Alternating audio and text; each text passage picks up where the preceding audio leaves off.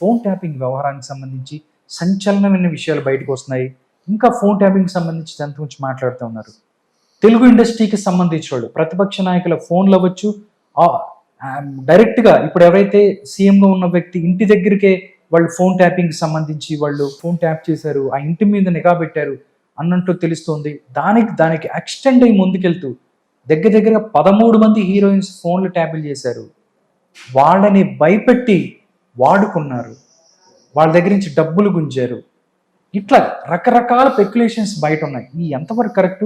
ఇది సంచలనం కోసం చేస్తుందా, లేకపోతే దీంట్లో ఎంతో కొంత నిజం ఉందంటారా? అసలు విషయానికి వస్తే వీళ్ళకి అనుకోకుండా ఏదో రకంగా రాజకీయాల్లోకి వచ్చాడు విత్ గోల్డెన్ స్పూన్. కేసీఆర్లో అయితే కేటీఆర్ ఎవడండి? అవునా?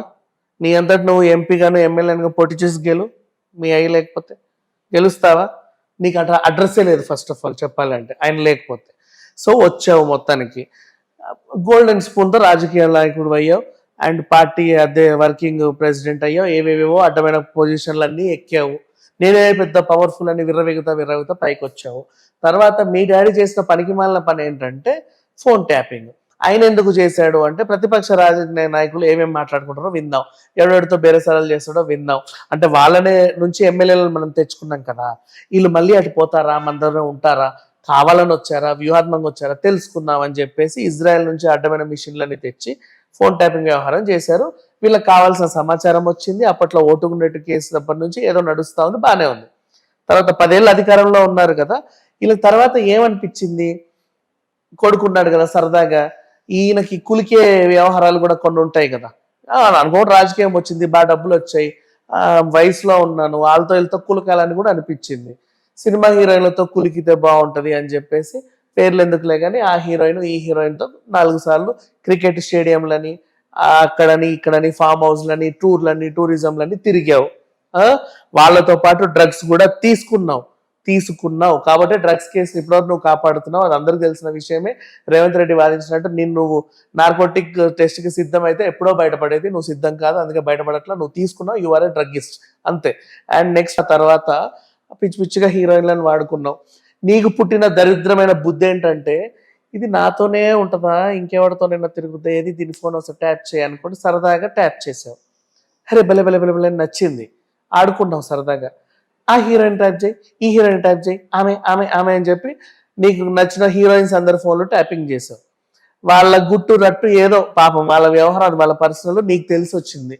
అధికారంలో ఉన్నావు, బెదిరించి వాళ్ళందరినీ ఏం చేయాలో ఎలా వాడుకోవాలో వాడుకున్నావు, ఇవన్నీ తెలుసు. మళ్ళీ నువ్వు డ్రగ్స్ తీసుకున్నావు కాబట్టే వాళ్ళని కాపాడావు. ఎంతో మంది దొరికినప్పటికీ కూడా ఈ విషయం కూడా బయటకు వస్తుంది.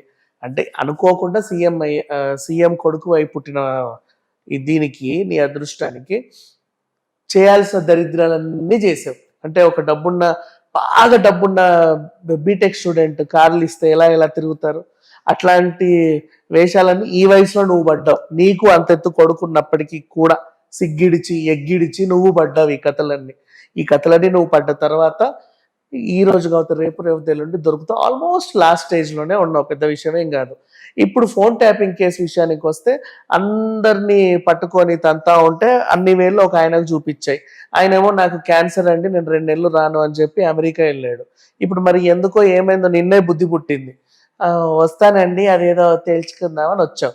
వచ్చినోడు ఏం చెప్పావు, ఇప్పుడు ప్రభుత్వం ఏం చెప్తుందో మీరు చేస్తున్నారు. అప్పుడు గత ప్రభుత్వం నాకు అట్లా చెప్పి నేను అది చేశాను, అదేం సంబంధం ఉంది అని నన్ను ఎందుకు అంటున్నావు, సరే ఉండు నేను తేల్చుకుంటాను. ఆయన వస్తున్నాడు, మరి ఆయన వచ్చాడు, ఇది జరిగింది. ఇప్పుడు ఈయన బయట పెట్టే విషయాలన్నీ చూస్తే నువ్వు పోతావు, మీ డాడీ పోతాడు, మీతో పాటు మొత్తం మీ ఫ్యామిలీ. మరి మీ కవితకు కూడా ఏమన్నా ఉందేమో తెలియదు ఈ కేసులో. ఇన్ కేసు ఉంటే ఇది ఇంకో డబుల్ అడిషనల్ కేసు అనుకోవచ్చు కవిత పైన. అండ్ నిన్న వరంగల్లో కూడా ఒక కేసు నామోదైతే దాన్ని బంజారా హిల్స్ కి ట్రాన్స్ఫర్ చేశారు కేటీఆర్ పైన. బట్ అది రేవంత్ మీద అనుచిత వ్యాఖ్యలు చేశాడన్న కేసు, దాని మీద ఏదేమైనప్పటికీ హార్డ్లీ కవిత రిమాండ్ పూర్తి కాకముందే కేటీఆర్ లోపలికి వెళ్ళే అవకాశాలు అయితే ఉన్నాయి. ఓకే, ఇంకోటి విషయం కూడా సోషల్ మీడియాలో ఎక్కువ ట్రెండ్ అవుతుంది. నాగ చైతన్య అండ్ సమంతకి సంబంధించి వ్యవహారం ఏదైతే ఉందో, వాళ్ళు విడాకులు తీసుకుంటానికి కారణం ఫోన్ ట్యాపింగ్. ఇదైతే నాకు నమ్మశక్యంగా కూడా లేదు. అసలు వాళ్ళిద్దరు విడాకులు తీసుకున్నానికి వీళ్ళకి ఏంటి నాకు అర్థం కాలేదు ఏంటండి ఇది? వాట్ హ్యాపెండ్ ఈజ్ యాక్చువల్గా బయట జరిగేది ఏంటంటే అందరూ వాదించేది హ్మ్. చాలా మంది హీరోయిన్లు ఫోన్ ట్యాపింగ్ చేశారు. చాలా మంది హీరోయిన్లలో అప్పుడు ఇట్లా 5,000లో లెక్కేస్తే సమంత కూడా షీఈ్ స్టార్ హీరోయిన్. హ్మ్. సో చేయాల్సిన ఫోన్ ట్యాపింగ్లు చేస్తే ఆమె పర్సనల్ విషయాలు ఏమో ఒకటో రెండో నీకు తెలిసి వచ్చాయి. బ్లాక్మెయిల్ చేసావు, ఆ పిల్ల నీకు లొంగలేదు, హ్మ్. లొంగదు. మిగతా హీరోయిన్ల లాగా లొంగుద్దేమో అనుకున్నావు, నీకు లొంగల. అయినప్పటికీ ట్రై చేసావు, లొంగల. నీ యాటిట్యూడ్ ఇలా ఉందా, ఉండు నీ సంగతి చెప్తా అని నువ్వు ఎవరెవరికి నాగ చైతన్య సన్నిహితులకి, నాగార్జున సన్నిహితులకి లీక్ చేసావు. హ్మ్. అది కాస్త అక్కడక్కడ దాకా వెళ్ళింది. మాట అనుకునే వరకు వెళ్ళింది, విడిపోయారు మనుషులు. అంతకుమించి ఇంకేముంది? హ్మ్. నీ వల్లే కదా జరిగింది. ఓకే. సమంత మీద కన్నేశాడు, హ్మ్. ఆ పిల్ల ఒప్పుకోలా, ఓకే. దగ్గరికి రానివల, ఇలా యాటిట్యూడ్ అహం దెబ్బతినింది. హ్మ్. ఉండు నా దగ్గర రావా, నీ సంసారం ఎలా బాగుంటుందో నేను చూస్తా అని చెప్పేసి ఈ నాగార్జున సన్నిహితులకి, నాగ చైతన్య సన్నిహితులకి, డైరెక్ట్ వీళ్ళకి పంపకపోయినా డ్రైవర్లో అసిస్టెంట్ ఎవరో ఒకడు ఉంటాడు కదా, వాళ్ళకి ఇవన్నీ లీక్ చేస్తే సార్ చూడండి సార్ ఇది వచ్చింది అని వాళ్ళు చెప్పేంత వరకు, వాళ్ళు వీళ్ళు మాట్లాడుకునేంత వరకు, నమ్మకం చెడేంత వరకు, గొడవలు సాగేంత వరకు వచ్చి అయిపోయింది అంతే.